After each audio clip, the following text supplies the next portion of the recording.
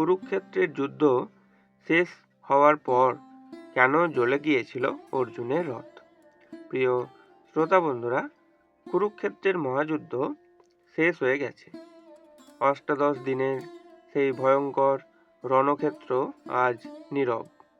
সেখানে একসময় শঙ্খধ্বনি, রথের গর্জন, তীরের ঝড় আর বীরদের হুঙ্কারে আকাশ কেঁপে উঠেছিল। সেখানে এখন শুধুই নিস্তব্ধতা। কৌরবদের পতন হয়েছে, পাণ্ডবরা বিজয়ী হয়েছেন, কিন্তু যুদ্ধের শেষে এমন একটি ঘটনা ঘটেছিল যা দেখে স্বয়ং অর্জুন পর্যন্ত বিস্মিত হয়ে গিয়েছিলেন। যুদ্ধ শেষ হওয়ার পর হঠাৎ তার রথ আগুনে জ্বলে ভস্ম হয়ে যায়। কিন্তু কেন? কে আগুন লাগিয়েছিল? এটা কি কোনো অভিশাপ ছিল, নাকি এর পেছনে লুকিয়ে ছিল আরও গভীর কোনো রহস্য? চলুন আজ আমরা এই ভিডিওটিতে সেই অলৌকিক কাহিনী সম্পর্কে জানব। যুদ্ধের শেষ দিন, কুরুক্ষেত্রের অষ্টাদশ দিন, দুর্যোধনের পতনের মধ্যে দিয়ে যুদ্ধের সমাপ্তি ঘটেছে। পাণ্ডব শিবিরে বিজয়ের আনন্দ থাকলেও কারো মনে প্রকৃত সুখ ছিল না, কারণ এই বিজয়ের মূল্য ছিল অসংখ্য প্রাণ। ভাই ভাইকে হারিয়েছে, গুরু শিষ্যের বিরুদ্ধে যুদ্ধ করেছেন, বন্ধু বন্ধু রক্তে হাত রঞ্জিত করেছে। যুদ্ধে জিতেও সবার মনে ছিল গভীর শূন্যতা। অর্জুনের গর্ব। সেদিন সন্ধ্যায় অর্জুন নিজের রথের দিকে তাকিয়ে ভাবছিলেন, এই রথেই আমি ভীষ্মকে পরাস্ত করেছি, এই রথেই দ্রোণ, কর্ম এবং অসংখ্য মহারথীর বিরুদ্ধে যুদ্ধ করেছি। সত্যি আমার রথ পৃথিবীর শ্রেষ্ঠ রথ। যদিও অর্জুন ছিলেন মহাবীর, তবুও বিজয়ের পরে তার মনে সামান্য অহংকারের জন্ম হয়েছিল। শ্রী কৃষ্ণের নীরব হাসি। রথের সারথি ছিলেন শ্রী কৃষ্ণ। তিনি অর্জুনের মনের কথা বুঝতে পারলেন। কৃষ্ণ শুধু হেসে রইলেন, কিছু বললেন না। রহস্যময় নির্দেশ। যুদ্ধ শেষ হওয়ার পর কৃষ্ণ অর্জুনকে বললেন, পার্থ, আগে তুমি রথ থেকে নেমে যাও। অর্জুন অবাক হলেন, কারণ প্রতিটি যুদ্ধের প্রতিটি দিন তিনি দেখেছেন প্রথমে সারথি নামে, তারপর যোদ্ধা নামে, এটাই নিয়ম। তাই তিনি জিজ্ঞাসা করলেন, কেশব, আজ কেন এই ব্যতিক্রম? কৃষ্ণ বললেন, আজ তুমি নেমে যাও। অর্জুনের বিস্ময়। অর্জুন কৃষ্ণের আদেশ মেনে রথ থেকে নেমে এলেন। তারপর কৃষ্ণ ধীরে ধীরে লাগাম ছেড়ে রথ থেকে নেমে এলেন। ঠিক সেই মুহূর্তে ঘটল অবিশ্বাস্য ঘটনা। আগুনের বিস্ফোরণ। কৃষ্ণের পা মাটিতে পড়তেই হঠাৎ বিকট শব্দ হলো। মনে হলো যেন বজ্রপাত হয়েছে। পরের মুহূর্তেই অর্জুনের রথ আগুনে জ্বলে উঠল। দাউ দাউ করে আগুন জ্বলতে লাগলো। কয়েক মুহূর্তের মধ্যেই সেই বিখ্যাত রথ ছাই হয়ে গেল। সকলের বিস্ময়। পাণ্ডবরা হতবাক। যুধিষ্ঠির, ভীষ্ম, নকুল, সহদেব সকলেই বিস্ময়ে তাকিয়ে রইলেন। অর্জুন তো বিশ্বাসই করতে পারছিলেন না। তিনি চিৎকার করে উঠলেন, মাধব, এ কি হলো? আমার রথ কেন জ্বলে গেল? কৃষ্ণের রহস্য উন্মোচন। কৃষ্ণ শান্ত কণ্ঠে বললেন, পার্থ, এই রথ আসলে বহু আগেই ধ্বংস হয়ে গিয়েছিল। অর্জুন আরও অবাক হয়ে গেলেন। কিন্তু আমি তো প্রতিদিন এই রথেই যুদ্ধ করেছি। কৃষ্ণ বললেন, তুমি যা দেখেছ তা আমার উপস্থিতির কারণে সম্ভব হয়েছে। ভীষ্মের অস্ত্র। কৃষ্ণ বললেন, যুদ্ধের সময় ভীষ্ম পিতামহ অসংখ্য দিব্যাস্ত্র নিক্ষেপ করেছিলেন। ভীষ্মের ব্রহ্মশক্তি ও অগ্নিশক্তি রথকে বহুবার আঘাত করেছিল।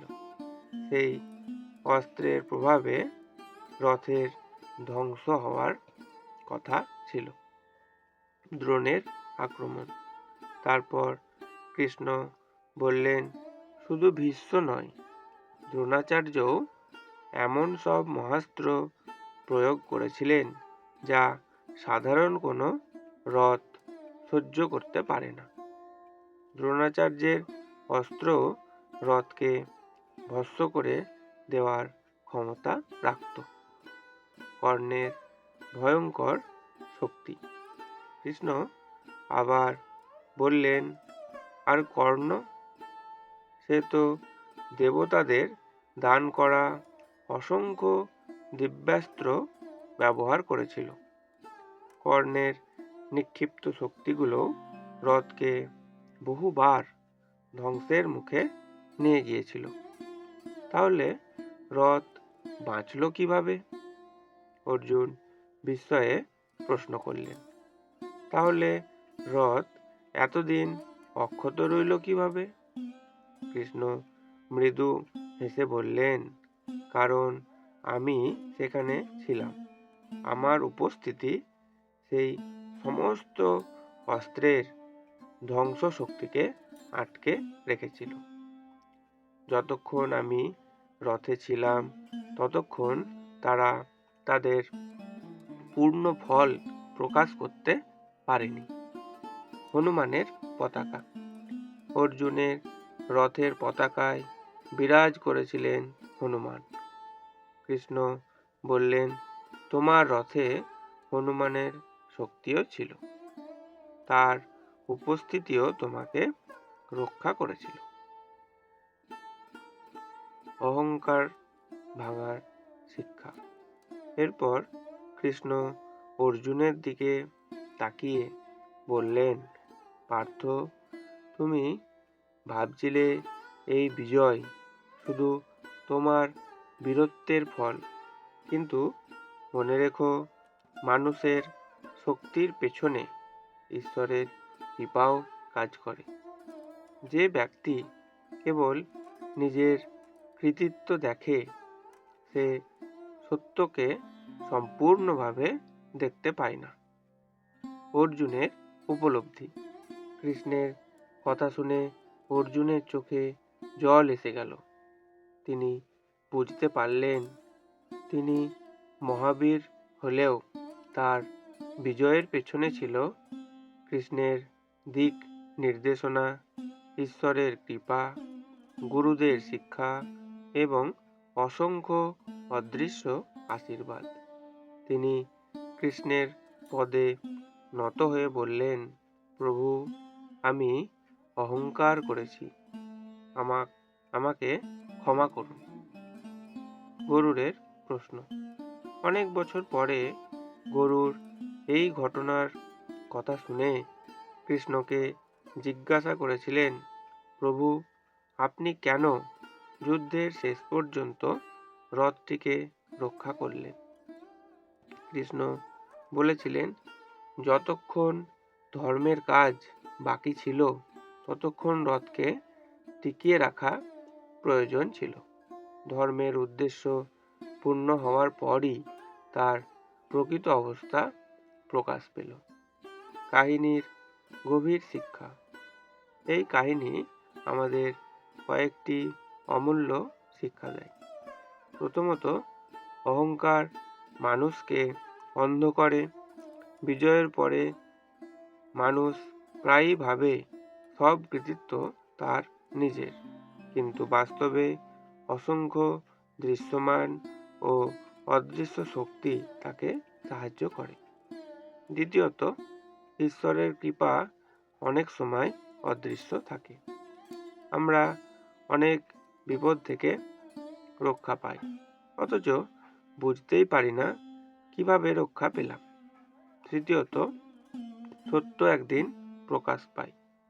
রথের প্রকৃত অবস্থা যেমন শেষে প্রকাশ পেয়েছিল, তেমনি জীবনের অনেক সত্য সময় এলে সামনে আসে। চতুর্থত, ধর্মের পথে চললে সুরক্ষা আসে। যখন মানুষ ন্যায় ও ধর্মের পথে থাকে, তখন অদৃশ্য আশীর্বাদও তার সঙ্গে থাকে। কুরুক্ষেত্রের যুদ্ধের পরে জ্বলে যাওয়া সেই রথ শুধু একটি রথের বিনাশ ছিল না, সেটি ছিল অহংকারের বিনাশ।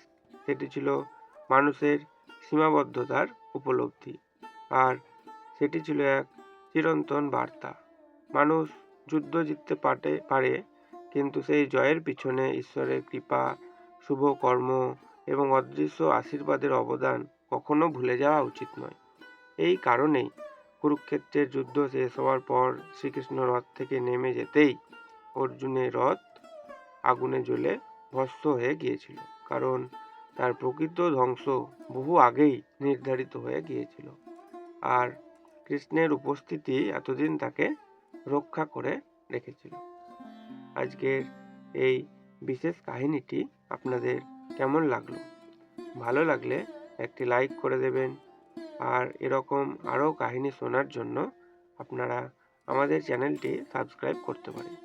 সকলে খুব ভালো থাকুন, সুস্থ থাকুন। জয় শ্রীকৃষ্ণ।